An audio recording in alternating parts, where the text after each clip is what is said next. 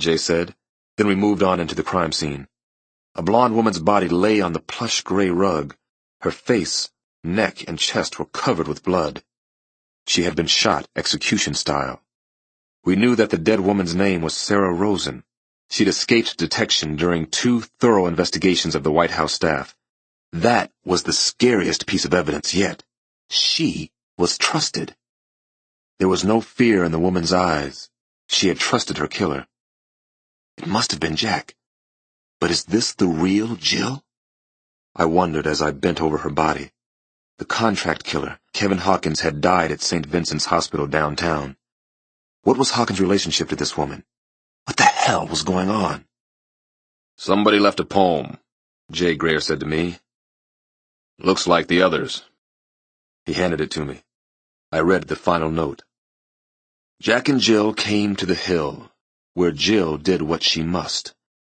Her reason drove her. The game is over, though dead Jill's cause was just. "Fuck you, Jill," I whispered over the dead body. "I hope you burn in hell for what you've done today. I hope there's a hell just for you and Jack."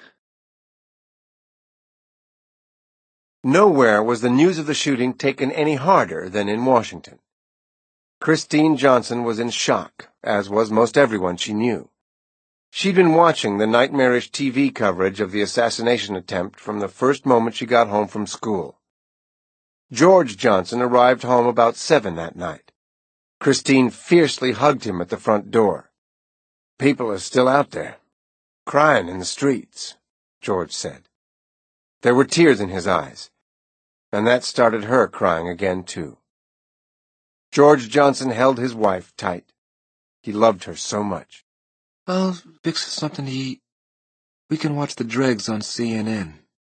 They had barely finished supper in front of the TV when the front door bell rang. Then it rang a second time. Whoever it was wouldn't go away. "I'm coming, for Christmas' sake," George said as he hobbled toward the door in his stockinged feet. He peered through the peephole, then turned to look at Christine with a questioning scowl. "It's some white kid." Danny Boudreau stood on the porch of the schoolteacher's house. He didn't feel good, and he was depressed as hell. The machine was breaking down. His mad button seemed to be stuck permanently. At first, Danny Boudreau didn't understand who the hell a round-faced black dude was who answered the door. Then a flash. "This self-righteous dude has to be her husband, right?" "Yeah? Can I help you with something?" George Johnson asked the strange-looking and disheveled young man on the porch. Danny Boudreau felt one of his worst rages coming on. "No! You can't even help yourself. You sure as shit can't help me!"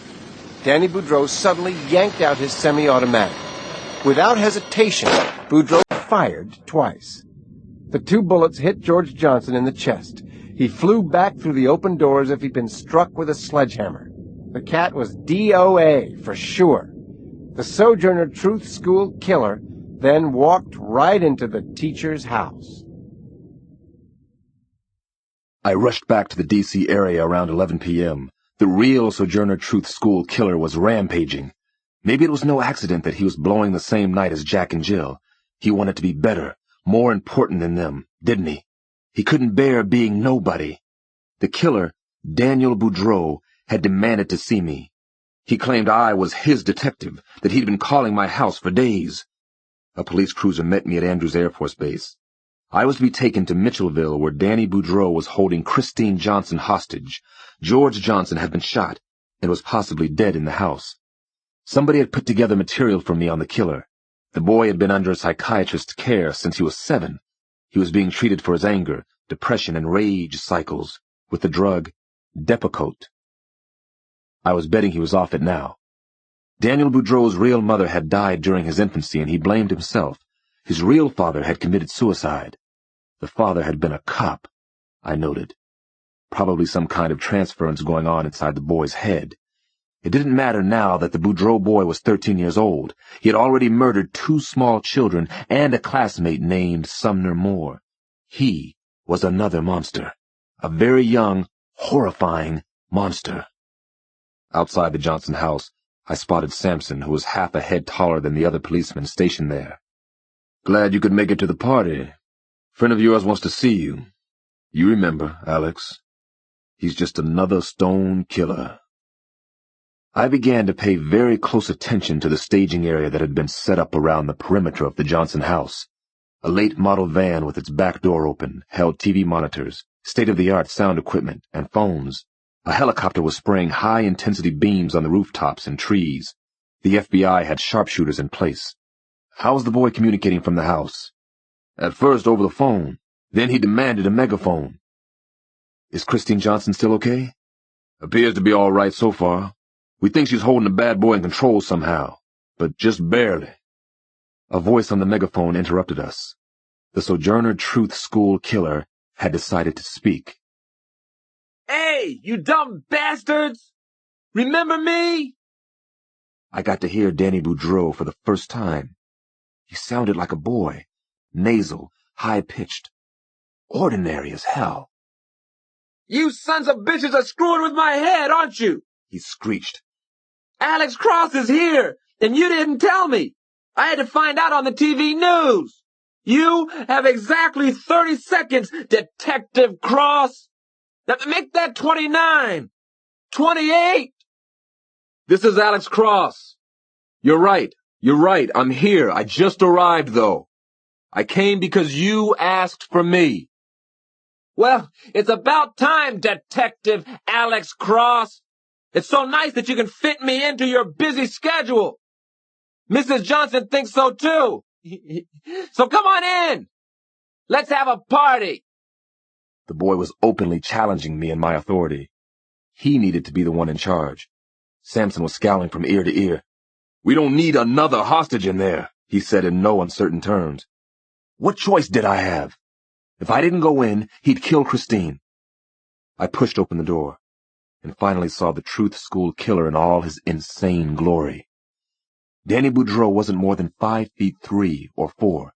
He had thin, squinty eyes like a rodent, large ears, a bad buzz haircut. He was an odd-looking boy, clearly an outcast, a freak. He had a Smith & Wesson semi-automatic aimed chest-high at me. "Military school," he reminded me. "I'm an expert marksman, Detective Cross." The only thing that mattered in the universe to me right now was to get that gun away from him. Although Boudreaux's hand was steady enough, he appeared to be more mentally and physically out of it than I had thought. It was in his eyes. They darted about like birds caught in a glass bubble. His short hair was dripping with perspiration. His glasses were slightly fogged around the edges. Behind the glasses, his eyes were glazed and shiny wet. He looked the part of the Truth School killer. "Hello, Danny." I spoke to him in as low-key and non-threatening a way as I could. "You called, and now I'm here." He kept his distance. He was a jangle of raw nerves and incredible pent-up anger. He was almost definitely suffering a withdrawal from his prescription drugs. Christine Johnson was standing in the darkened living room behind him. She looked frightened, sad, tired. George Johnson's body lay on the marble floor in the foyer. "Christine, are you okay?" I called across the room. "She's fine, man," Boudreaux snapped at me. "This is about me."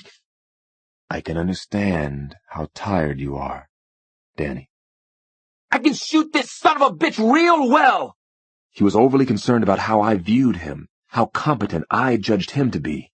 He had me confused with his real father. "I believe that you can shoot extremely well," I told him quietly. I knew it was what he wanted to hear. "Are you all right?" I asked Christine again. "No, not really," she whispered. "Shut the hell up!" Boudreaux yelled at both of us. He pointed his gun at Christine, then back at me. "When I say something, I mean it." I realized I wasn't going to get the gun away from the boy. I had to try something else.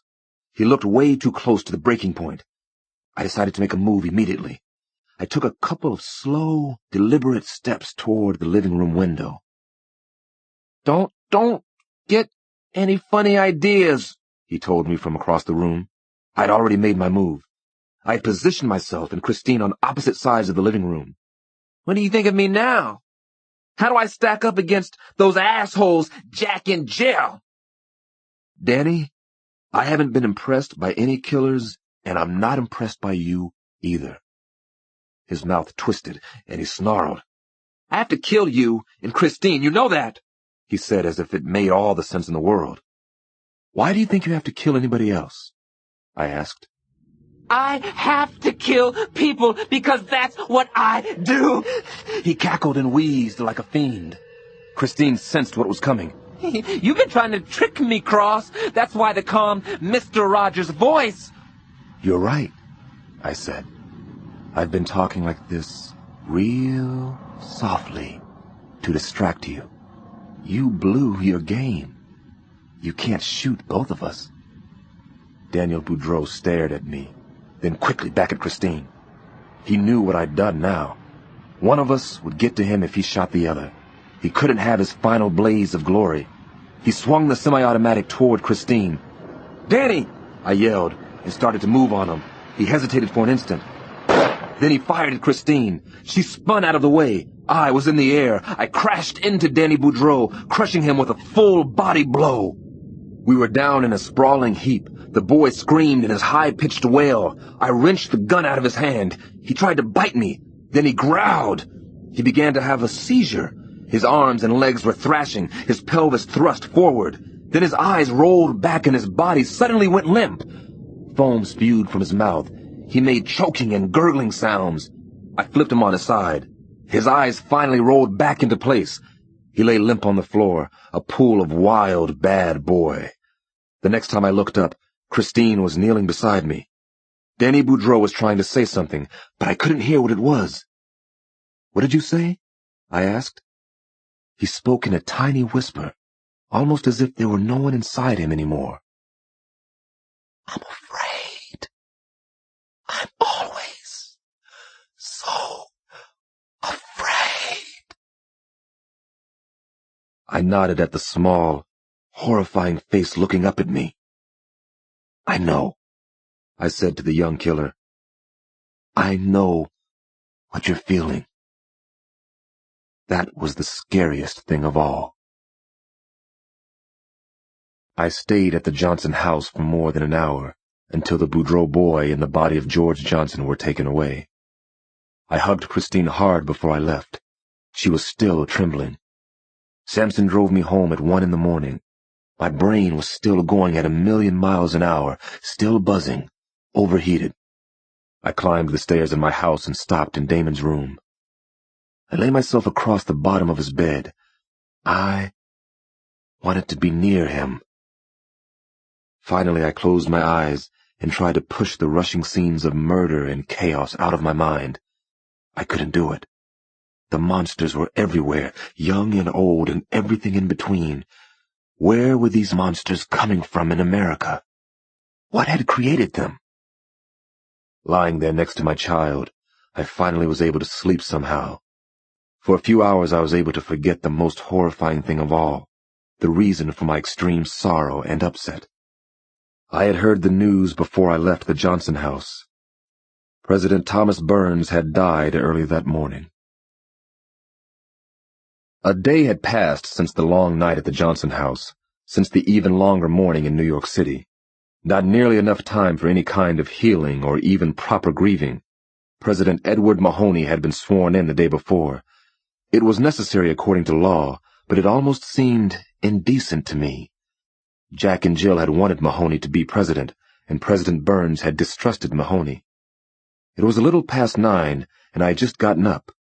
I was still sleep-deprived and trauma-shocked, but I was also much better. John Sampson was waiting for me in the kitchen. "Your Mr. Gray called a little while ago," he said, pouring a cup of coffee. "He said they're looking over Jill's office in the White House. Then they're going to her apartment on 24th Street. Don't suppose you want to go?" Of course I wanted to go.